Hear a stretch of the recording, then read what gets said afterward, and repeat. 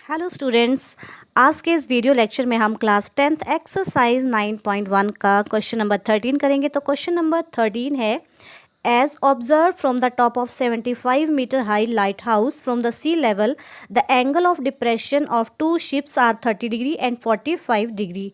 If one ship is exactly behind the other on the same side of lighthouse then find the distance between two ships.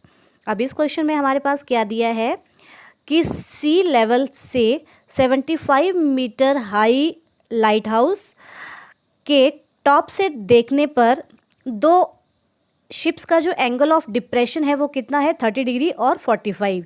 Angle of depression means अब observer ऊपर से observe कर रहा है, ठीक है। जब हम ऊपर से नीचे की ओर देखते हैं तो वो कौन सा एंगल बनता है, एंगल ऑफ डिप्रेशन। अब उसके बाद क्वेश्चन है कि यदि लाइट हाउस के एक ही ओर जो जहाज़ है वो एक दूसरे के ठीक पीछे खड़े हैं तो उन दोनों शिप्स के बीच का जो डिस्टेंस है वो फाइंड आउट करना है। तो आइए इस क्वेश्चन के लिए हम फिगर ड्रॉ करते हैं। तो सबसे पहले हम सी लेवल ड्रॉ करेंगे।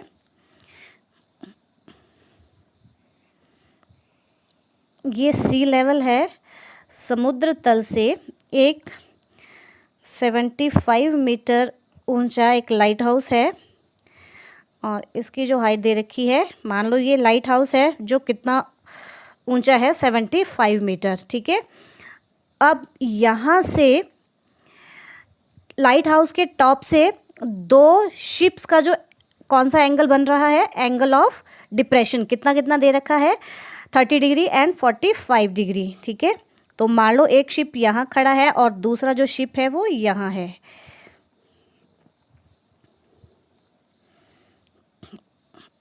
और जो दूसरा लाइट हाउस के बीच लाइट हाउस के एक ही और हैं और एक दूसरे के ठीक आगे पीछे खड़े हैं, ठीक है।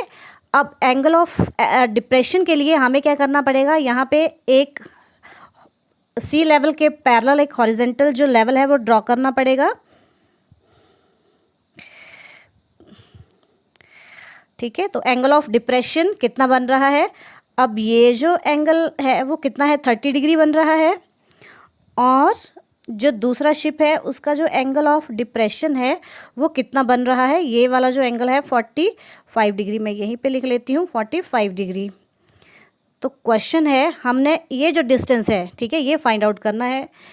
ए इसको मान लेते हैं ABC और ये पॉइंट P है, ठीक है। एक शिप A पॉइंट पे खड़ा है, दूसरा P पे। तो हमने AP जो डिस्टेंस है वो फाइंड आउट करना है, ठीक है। इन दोनों जहाज़ों के बीच की दूरी फाइंड आउट करनी है। तो अब देखिए जो एंगल ऑफ डिप्रेशन यहाँ पे बन रहे हैं, अगर एंगल इसको मैं नाम दे देती हूँ, ये पॉइंट Q है, अगर QCA जो है वो 30 डिग्री है तो मीन्स CAB भी कितना होगा हमारे पास, 30 डिग्री, ठीक है। क्यों, क्योंकि ये जो हमने हॉरिजॉन्टल लाइन ड्रॉ की है वो किसके पैरेलल ड्रॉ की है, जो हमारे पास सी लेवल है, ठीक है। इसके पैरेलल ही हम हॉरिजॉन्टल लाइन जो है ड्रॉ करते हैं, जो हमने फर्स्ट इंट्रोडक्शन पार्ट में पढ़ा था, ठीक है। एंगल ऑफ डिप्रेशन के लिए हमें जो बिल्कुल एक हॉरिजॉन्टल लेवल जो है वो ड्रॉ करना पड़ता है, तभी एंगल ऑफ डिप्रेशन जो है हम ड्रॉ कर सकते हैं, ठीक है। तो QC is parallel to AB और AC जो है वो कोई त्रियक रेखा है, ट्रांसवर्सल लाइन है, और PC भी क्या है, ट्रांसवर्सल लाइन है, ठीक है। तो दिस इम्प्लाइज QCA जो है वो किसके इक्वल होगा, CAB के। हम यहाँ पे लिख लेते हैं इनको, जो एंगल QCA है वो किसके इक्वल होगा, एंगल CAB के इज इक्वल टू 30 डिग्री, और जो एंगल QCP है, angle QCP is equal to angle कौन सा, CPB, ये कितना होगा, 45 डिग्री, ठीक है। Because these are the alternate interior angles, ठीक है। ये कौन से एंगल हैं, alternate interior. QC is parallel to AB, ठीक है, और AC और PC क्या है, त्रियक रेखाएं हैं। तो ये हमारे पास अल्टरनेट इंटीरियर एंगल है और ये कैसे होते हैं, इक्वल होते हैं। Interior angles. ठीक है, अब आइए इस क्वेश्चन को हम करते हैं कि ये कैसे, ये तो हमने देख लिया कि ये 30 डिग्री और 45 डिग्री कैसे आए। Now we have to find the distance between two ships. ठीक है, तो हम इस मान के चल पड़ेंगे कि जो ए पी है वो एक्स है ये डिस्टेंस, और ये जो डिस्टेंस है वो कितना है, बाई है। तो ये कंप्लीट कितना डिस्टेंस हो जाएगा, x plus y. A B जो डिस्टेंस है वो एक्स प्लस वाई हो जाएगा।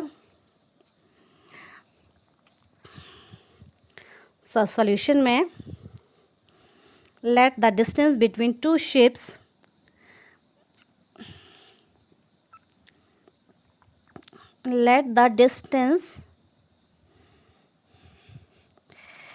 Between two ships is equal to how much, x metre मान के चल पड़े हम, और P B again let P B is equal to y. So this implies A B जो है वो कितना हो जाएगा, एक्स प्लस बाई।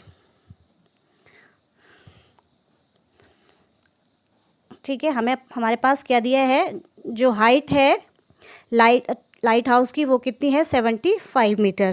ठीक है, सो केस 1 इन ट्रायंगल, सबसे पहले हम इस ट्रायंगल में काम करेंगे पी बी सी में।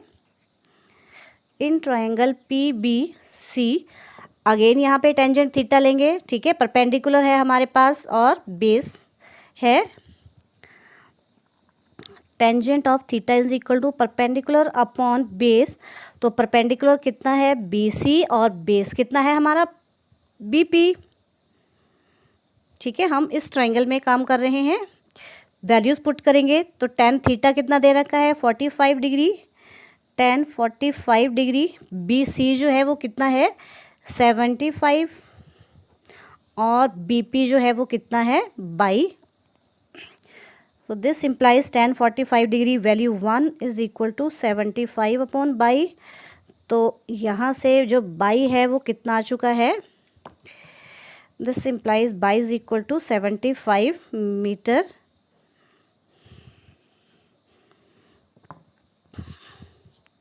इसको थोड़ा हाईलाइट कर देते हैं। ठीक है, बाई की वैल्यू कितनी आ चुकी है, 75 मीटर। अब case number second in triangle, अब किस ट्रायंगल में काम करेंगे, राइट एंगल ट्रायंगल में ए बी सी। अब ये पूरा का पूरा हमें ट्रायंगल लेना पड़ेगा। In triangle A B C में again tan theta, tangent of theta is equal to perpendicular upon base. तो जब हम ये ट्रायंगल ले रहे हैं, एंगल हमारे पास थीटा 30 डिग्री है, तो परपेंडिकुलर हमारा अगेन बी सी होगा, और जो बेस है वो कितना है, ए बी। वैल्यूज़ पुट करेंगे, टेन थीटा जो है वो कितना है, 30 डिग्री, बी सी 75, और ए बी जो है वो कितना है, एक्स प्लस बाई। अब यहाँ से हम जो वैल्यूज़ हैं वो पुट कर देंगे। टेन 30 डिग्री की वैल्यू जो है वो 1 upon under root 3 is equal to 75 upon x plus y की वैल्यू हमने यहाँ पे फाइंड आउट की है, तो हम यहाँ से वैल्यू पुट करेंगे 75, और इसको हम नंबर 1 दे देते हैं, बाई 1। एक से हमने बाई की वैल्यू पुट कर दी। ठीक है, अब हम क्रॉस मल्टीप्लाई करेंगे। ठीक है, और ये यहाँ जाएगा। So this implies x plus 75 is equal to 75 under root 3। तो यहाँ से x कितना आ गया, अब ये 75 दूसरी साइड चला जाएगा, 75 अंडर रूट 3 माइनस 75। तो अब देखिए 75 कॉमन आ रहा है, हम इसको बाहर ले लेंगे। This implies x is equal to 75 into under root 3 minus 1 metre. यही हमने फाइंड आउट करना था। ठीक है, x क्या है, दो शिप्स के बीच की जो डिस्टेंस है। ठीक है, सो दिस इम्प्लाइज हम लिख सकते हैं, this implies the distance between, हम x यही मान के चले थे, this implies the distance between two ships is equal to how much, 75 into under root 3 minus 1 meter. So this is the complete solution of question number 13. Now come to the next question. Number 14. A 1.2 meter tall girl sports a balloon moving with the wind in a horizontal line at a height of 88.2 meter from the ground. The angle of elevation of the balloon from the eyes of the girl at any instant is 60 degree. After some time, the angle of elevation reduces to 30 degree. Then find the distance traveled by balloon during the interval. अब इस question में हमारे पास दिया है कि एक कोई लड़की है जिसकी हाइट कितनी है 1.2 मीटर। तो ये जो लड़की है 1.2 मीटर लंबी लड़की एक ग्राउंड पे, ठीक है, ग्राउंड से 88.2 मीटर हाइट पर एक पतंग उड़ रही है, उसको क्या कर रही है, वॉच कर रही है, देख रही है। और वो जो बैलून है वो हॉरिजेंटल लाइन में, ठीक है, हॉरिजेंटल लाइन में सीधी रेखा में जो है वो उड़ रहा है। अब क्वेश्चन है आगे दिया हुआ, the angle of elevation of the balloon from the eyes of the girl at any instant is 60 degree. Means जब वो लड़की यहाँ से उस बैलून को वॉच कर रही है, देख रही है, तो एंगल ऑफ एलिवेशन जो है वो कितना बन रहा है। एंगल ऑफ एलिवेशन क्या होता है कि जब ऑब्जर्वर जो होता है वो नीचे होता है, ठीक है। मीन्स जो लाइन ऑफ साइट होती है, ठीक है, ऑब्जर्वर क्या कर रहा है, नीचे से देख रहा है, ठीक है। तो एक जो सीधी लाइन बनती है वो क्या होती है, लाइन ऑफ साइट, ठीक है। तो एंगल ऑफ एलिवेशन कितना बन रहा है इस केस में, 60 डिग्री, ठीक है। तो ये एंगल जो है वो 60 डिग्री है, ठीक है। अब ये देखिए, ये 1.2 मीटर टॉल यहाँ पे एक लड़की खड़ी है, ठीक है। अब ये जो लाइन है हमने हॉरिजेंटल लेवल जो है वो ड्रॉ किया है किसके पैरेलल, यहाँ पे हॉरिजेंटल लाइन के पैरेलल, ठीक है। क्योंकि जो अब जो हमारा हॉरिजेंटल लेवल होगा वो कौन सा होगा, जब लड़की जो है ऊपर देखेगी और उसकी आईज से बिल्कुल सीधे लाइन में, ठीक है, जो लाइन बनेगी वो क्या होगी, हॉरिजेंटल लाइन, वो हम ड्रॉ करेंगे। तो जो एंगल ऑफ एलिवेशन है वो किस किस के बीच बनता है, लाइन ऑफ साइट और हॉरिजेंटल लाइन के बीच में, ठीक है। तो अब हम यहाँ से लेंगे।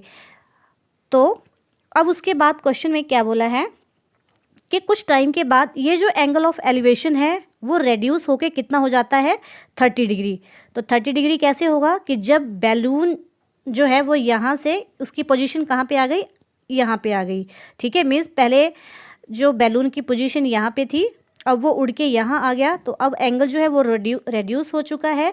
तो इस केस में एंगल ऑफ एलिवेशन कितना बना, 30 डिग्री, ठीक है। तो हमें क्वेश्चन में बोला है then find the distance travelled by the balloon during interval. Means इस बैलून ने कितना जो है डिस्टेंस कवर किया, मीन्स यहाँ से लेकर यहाँ तक। पहले बैलून की पोजीशन यहाँ पे थी, ठीक है, इस पोजीशन पे था, और अब जो बैलून है वो इस पोजीशन पे पहुँच चुका है, ठीक है। तो ये वाला जो डिस्टेंस है वो हमने फाइंड आउट करना है। अब देखिए, ये जो बैलून है कितनी हाइट पे उड़ रहा है, 88.2 मीटर, ठीक है। कहाँ से, ग्राउंड लेवल से उड़ रहा है, ठीक है। ग्राउंड तो ये है, ठीक है, लेकिन जो लड़की है वो 1.2 मीटर टॉल है, ठीक है। तो हम क्या करेंगे, ये जब हम हाइट लेंगे तो हम इस 88.2 में से ये हमें माइनस करनी पड़ेगी लड़की की हाइट, तभी वो जो है हॉरिजेंटल लाइन जो है वो बनेगी, ठीक है। तो हम इनको मान के चल पड़ते हैं कि ये पॉइंट हमारा ए है, ये हमारा बी पॉइंट है, ये हमारा सी पॉइंट है, ये डी पॉइंट है, और ये वाला जो पॉइंट है वो कितना है, ई है। तो हमने जो है ई बी फाइंड आउट करना है, ठीक है। तो हम इसको मान के चलते हैं कि ये जो डिस्टेंस है वो एक्स है, ये जो डिस्टेंस है बाई है, ई बी, ठीक है। हमने एक्चुअली में बाई जो डिस्टेंस है वो कब मीन्स फाइंड आउट करना है, ठीक है, कि उस बैलून ने कितना डिस्टेंस जो है वो कवर किया, ठीक है। तो हम जो फाइंड आउट करेंगे वो हम मान के चल पड़ेंगे, लेट कर लेंगे उसको, let the distance travelled by the balloon during interval is equal to, हमने कितना मान लिया इसको, बाई मीटर मान के चल पड़े, ठीक है। नाउ अब ये जो डी ई है वो कितना है, जो इसकी हाइट है बैलून की ग्राउंड लेवल से वो कितनी देर की है, 88.2। ठीक है, नाउ डी, इसको हम पॉइंट्स को ले लेते हैं। मान लो ये पी है, ये क्यू है और ये आर है। ठीक है, now D Q is equal to how much, C R. ठीक है, ये जो डी क्यू है वो किसके इक्वल है, सी आर के इक्वल है। और ये हमारे पास कितना दे रखा है, 88.2। लेकिन हमें कौन सी हाइट चाहिए, डी ई। जब हम राइट एंगल ट्रायंगल में काम करेंगे तो ये जो लड़की की हाइट है वो हम माइनस कर देंगे। ठीक है, क्योंकि जो एंगल ऑफ एलिवेशन है वो हॉरिजेंटल लेवल, ठीक है, horizontal level means line means जो जब वो लड़की जो है वो सीधी देखेगी। ठीक है, मैंने पहले ही क्लियर कर दिया है। ठीक है, तो उसकी आई से जो सीधी लाइन बनती है वो क्या होती है, horizontal line. So this implies यहाँ से D E is equal to B C is equal to 88.2 minus 1.2। तो ये वैल्यू हमारे पास कितनी आ चुकी है, D E is equal to B C is equal to, minus करेंगे तो ये वैल्यू हमारे पास 87 मीटर आ चुकी है। ठीक है, अब now case 1 in triangle. Case 1, अब हम ट्रायंगल किस में काम करेंगे, ए डी ई में काम करेंगे। In triangle A D E, angle A D E में अगेन हम कौन सा ट्रिग्नोमेट्रिक जो फंक्शन है लेंगे, again tangent theta. Again tan theta is equal to P upon B means perpendicular upon base. ठीक है, तो अब देखिए जब हम ए डी ई ये वाला ट्रायंगल ले रहे हैं, ठीक है, तो इस केस में एंगल ऑफ एलिवेशन 60 डिग्री है और ये हमारा परपेंडिकुलर है मीन्स डी ई अपॉन ए ई, और ए ई हमने कितना माना है, एक्स। ठीक है, ये वाला जो डिस्टेंस है वो कितना माना है, एक्स। तो वैल्यू पुट करेंगे, tan 60 degree is equal to D E की वैल्यू कितनी है, 87 अपॉन ए ई कितना है, x. So this implies tan 60 degree √3 is equal to 87 upon x. तो यहाँ से एक्स की वैल्यू कितनी आ चुकी है, 87 अपॉन √3, और इसको हम करेंगे पैक। एक्स की वैल्यू आ चुकी 87 अपॉन √3 मीटर, और ये हमने नंबर 1 मान लिया। अब हम सेकंड ट्रायंगल में काम करेंगे। नाउ केस सेकंड, ये केस 1। नाउ इन ट्रायंगल कौन सी, ए सी बी। अब ए बी सी में काम करेंगे तो इस ट्रायंगल में अगेन हम क्या लेके चलेंगे, tan theta is equal to perpendicular upon base. तो इस केस में परपेंडिकुलर कितना है, जब हम ये वाली ट्रायंगल लेंगे, जब बैलून की पोजीशन यहाँ आ चुकी है means B C upon how much, A B. Values put करेंगे, again tan of theta, sorry यहाँ पे 30 degree is equal to B C की जो वैल्यू है वो अगेन कितनी है हमारे पास, 87, और ए बी, अब देखिए ए बी कितना है, ये एक्स हमने डिस्टेंस लिया है और ये वाई लिया है, तो ये पूरा का पूरा हमारे पास कितना डिस्टेंस आ जाएगा, यहाँ से लेकर यहाँ तक एक्स प्लस वाई। ठीक है, तो दिस इम्प्लाइज यहाँ पे हम एक्स प्लस वाई लिख सकते हैं। अब नेक्स्ट स्टेप में थीटा की वैल्यू पुट करेंगे, tan of 30 degree is equal to 87 upon x plus y. This implies tan 31 upon √3 is equal to 87 upon x plus y. अब नेक्स्ट स्टेप में हम इसको क्या करेंगे, क्रॉस मल्टीप्लाई जो है वो कर लेंगे। This implies x plus y यहाँ आ जाएगा, x plus y is equal to 87 √3। अब हम यहाँ पे क्या करेंगे, वाई एक्स की जो वैल्यू है वो 1 से पुट कर देंगे। सो दिस इम्प्लाइज एक्स की वैल्यू कितनी थी, 87 upon √3 plus y is equal to 87/√3।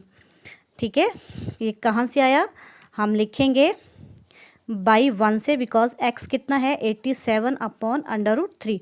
तो हमने ये वाली वैल्यू जो है वो यहाँ पे पुट कर दी। अब नेक्स्ट स्टेप में हमने क्या फाइंड आउट करना है, यहाँ से बाई। ठीक है, so this implies y is equal to 87/√3 minus 87/√3। अब देखिए यहाँ से 87 कॉमन आ रहा है, तो हम इसको कॉमन ले लेंगे। 87 इंटू √3 माइनस 1/√3। ठीक है, 87 जो है बाहर आ गया, अंतर क्या बचा हमारे पास यहाँ से, √3 माइनस 1/√3। ठीक है, अब यहाँ पे हमें एलसीएम लेना पड़ेगा। So this implies y is equal to 87 into √3। ठीक है, एलसीएम आ गया √3 इंटू √3 होल स्क्वायर, तो यहाँ पे 3 आ गया माइनस 1 इज इक्वल टू। ठीक है, एक बार फिर से देखिए, एलसीएम लिया हमने √3 यहाँ पे। ठीक है, तो √3 को √3 से मल्टीप्लाई किया तो हमारे पास कितना आ गया, √3 होल स्क्वायर, स्क्वायर से स्क्वायर रूट गोन, तो 3 आया minus 1 as it is. Next step में 87 इंटू यहाँ पे कितना आ गई वैल्यू, 2/√3। ठीक है, सो y इज़ इक्वल टू हमारे पास कितना आ चुका है, हम इसको मल्टीप्लाई कर देंगे। 7 2 r 14, 1 8 2 r 16 प्लस 1 17, 174/√3। और साथ में हम क्या करेंगे, इसका रैशनलाइज कर लेंगे, √3/√3 इज़ इक्वल टू, रैशनलाइज कर लिया क्योंकि यहाँ पे नीचे क्या था, √3। ठीक है, तो रैशनलाइज कर दिया, √3 से ऊपर न्यूमरेटर और डिनोमिनेटर को मल्टीप्लाई कर दिया, तो हमारे पास कितना वैल्यू आ चुकी है, √3/√3 इंटू √3 3। ठीक है, अब कैंसिल आउट हो रहा है यहाँ पे, 3 5 r 15 2 24, तो 3 8 r 24। तो हमारे पास कितनी वैल्यू आ चुकी है, 58/√3 मीटर। और ये क्या निकाला हमने, बाई, और हम बाई क्या मान के चले थे, जो डिस्टेंस ट्रेवल किया था। ठीक है, अब बाई हमने क्या लिया था कि इस बैलून ने यहाँ से लेकर यहाँ तक जो डिस्टेंस ट्रेवल किया है वो बाई है, और यही हमने फाइंड आउट करना था। ठीक है, let distance travel by the balloon during interval is equal to y metre. तो हमारा जो बाई है वो आ चुका है। सो दिस इम्प्लाइज, हम लिख सकते हैं, दिस इम्प्लाइज डिस्टेंस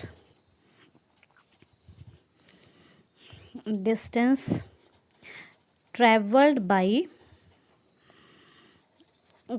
बैलून, उस बैलून ने कितना डिस्टेंस ट्रैवल किया अपनी पोजीशन से दूसरी पोजीशन तक, 58/√3 metre. So this is the complete solution of question number 14।